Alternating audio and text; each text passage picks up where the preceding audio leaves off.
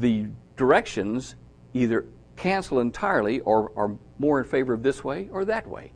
In essence, gravity will reverse in orbits and not all be pointed at the sun.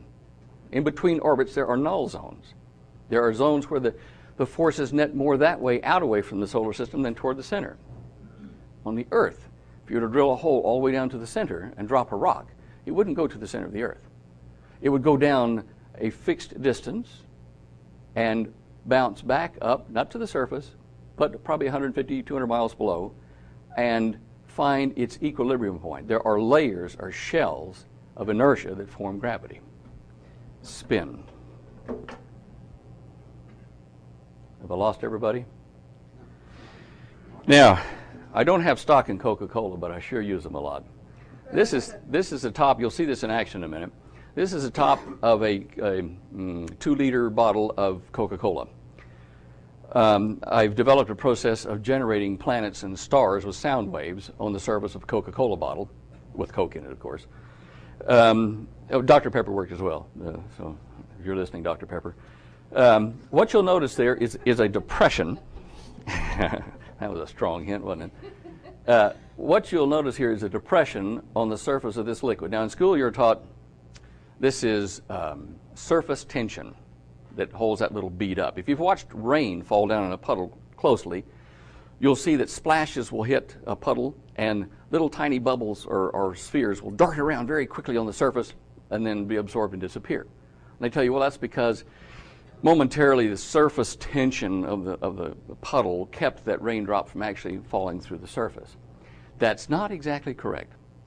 As I showed you earlier with the drops, splashes, when a drop is formed up like that and spins like that in the air, it is spinning, it is convecting like a mushroom cloud around an atom bomb. You don't see it here, but that little drop of Coca-Cola there is spinning like that at high speed. But if you do nothing except generate that and then stand back from the Coke bottle, about 15, 20 seconds later, it will just reabsorb into the surface, pop, and disappear. But if you add sound to it, which we'll show you in a minute, you can keep reinforcing that spin and have it there indefinitely as a planet or a star or just a bubble on a Coke bottle, whatever you want to call it.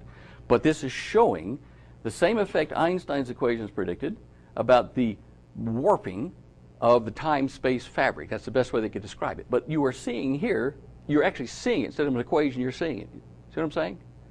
All right. Now, I'll pause on this for about 10 seconds.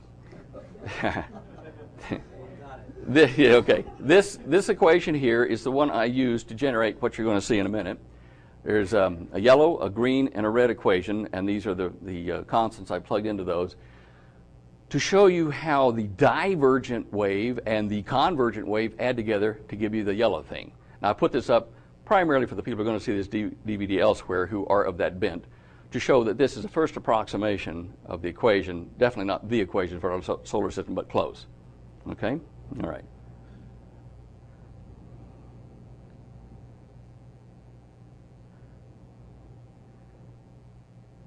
Now this is something that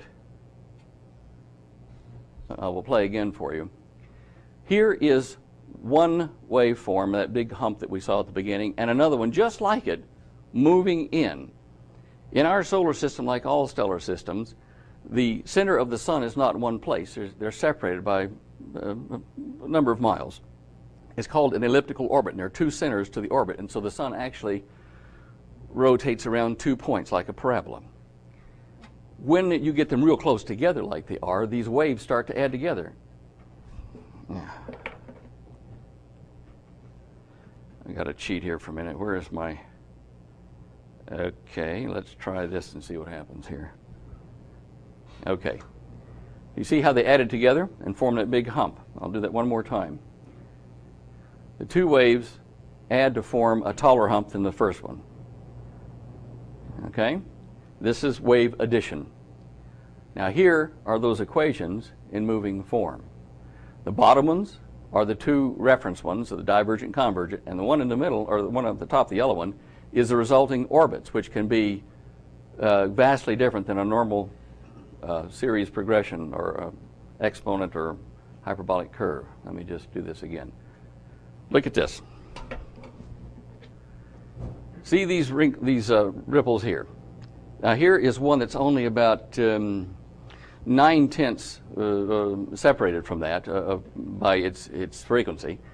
And this would be the sun in the center, and these would be orbits of planets. Well, now, here you see two humps. They're not quite aligned, and two more, they're not quite aligned. But when you add them together, an orbit almost disappears. And why is this important?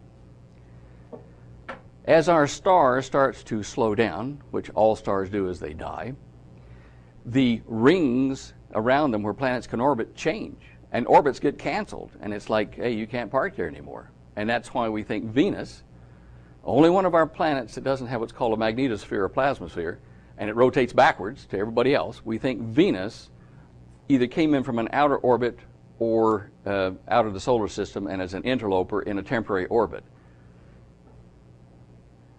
Okay.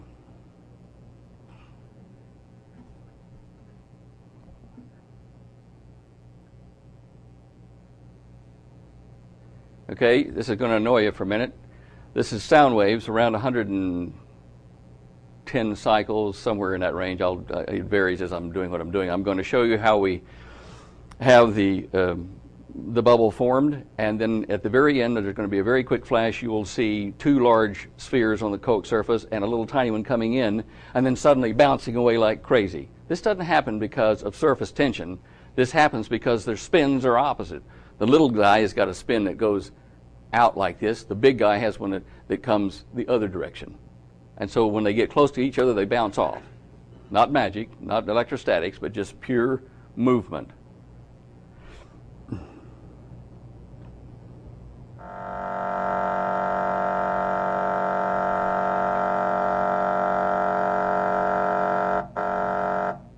Notice in this, that would be the sun, and this would be a planet. What is happening is the speaker, I've got on the table, you'll see that in a second as it moves down the shot. The speaker is generating a wave in the side of the bottle that is reinforcing this one here and keeping it alive. It is feeding it inertia, waves, like planets get fed.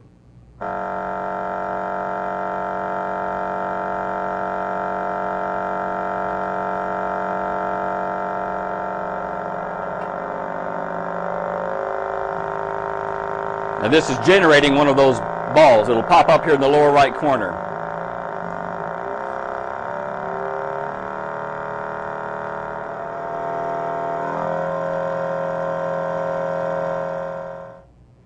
Okay.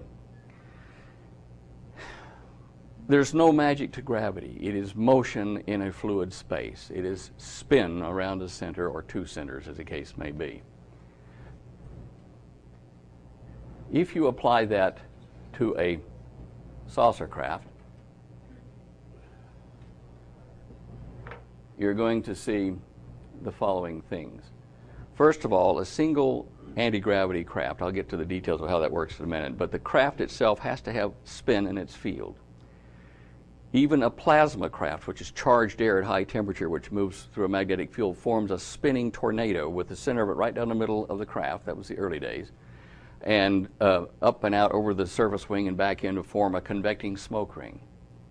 When it does that, it's just like when you run your hand through the tub like this or down a stream. As you move this way, in opposition to the movement of your hand, there's anti-curl going the opposite direction to conserve momentum. The energy you're putting into the water spins behind you, a turbulent wake in a boat or whatever. Now, the little green circles you're going to see here are an example of a craft generating secondary spin vortices around it in air, space, water, wherever it's operating.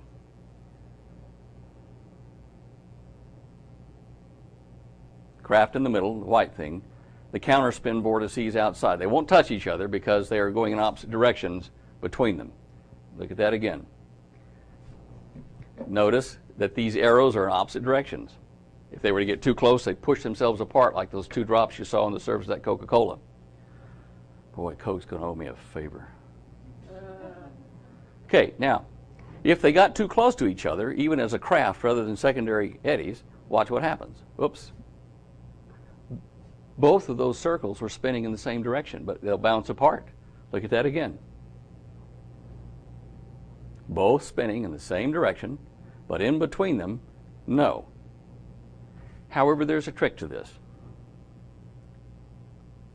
The gap theory.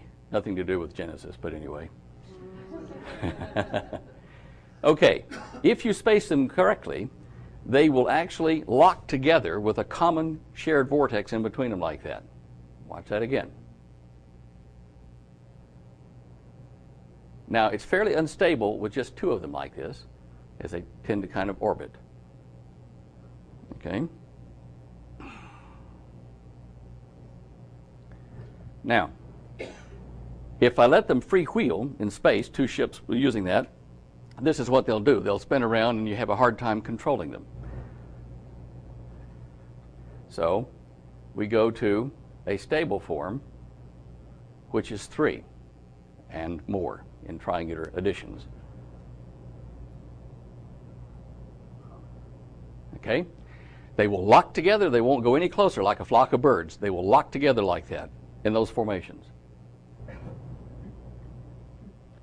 Now,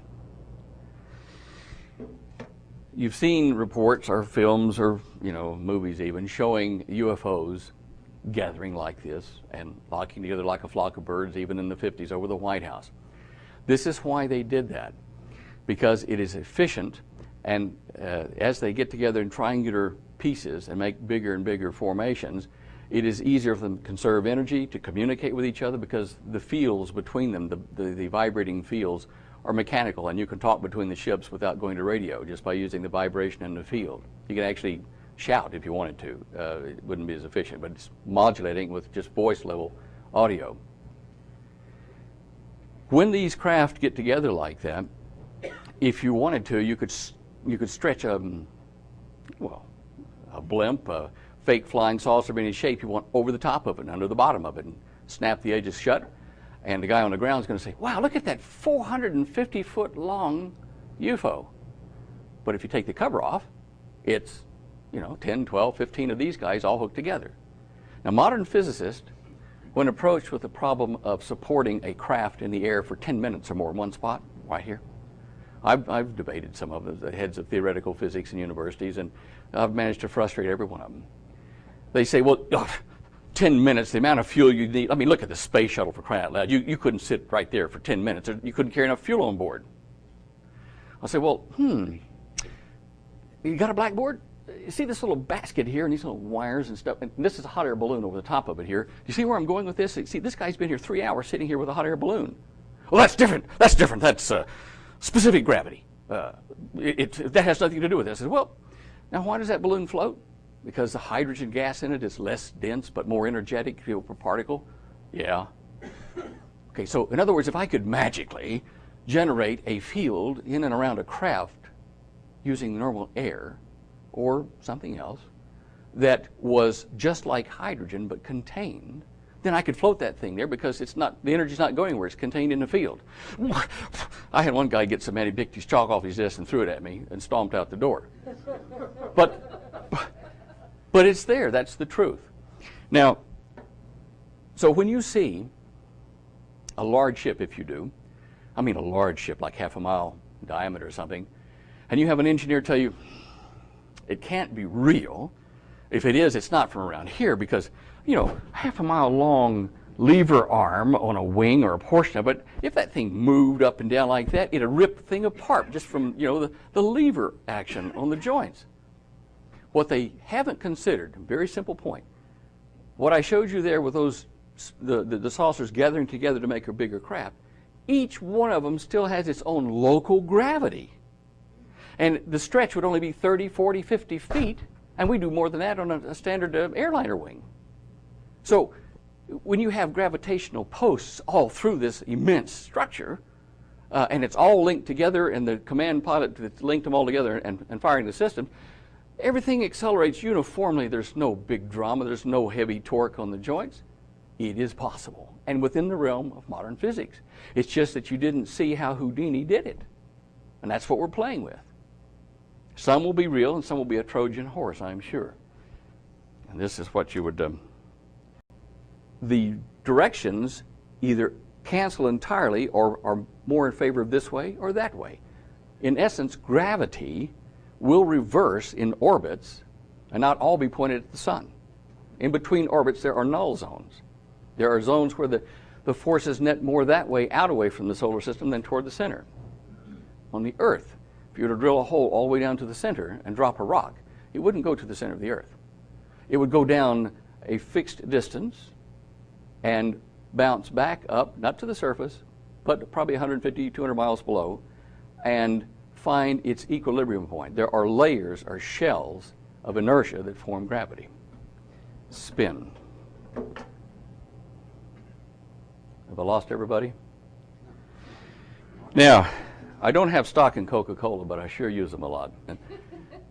What you'll notice here is a depression on the surface of this liquid. Now, in school, you're taught this is surface tension that holds that little bead up. If you've watched rain fall down in a puddle closely, you'll see that splashes will hit a puddle and little tiny bubbles or spheres will dart around very quickly on the surface and then be absorbed and disappear. And they tell you, well, that's because momentarily the surface tension of the... This is the top. You'll see this in action in a minute. This is the top of a 2-liter bottle of Coca-Cola. I've developed a process of generating planets and stars with sound waves on the surface of a Coca-Cola bottle, with Coke in it, of course. Dr. Pepper worked as well, so if you're listening, Dr. Pepper. What you'll notice there is a depression. That was a strong hint, wasn't it? Of the puddle kept that raindrop from actually falling through the surface. That's not exactly correct. As I showed you earlier with the drops, splashes, when a drop is formed up like that and spins like that in the air, it is spinning, it is convecting like a mushroom cloud around an atom bomb. You don't see it here, but that little drop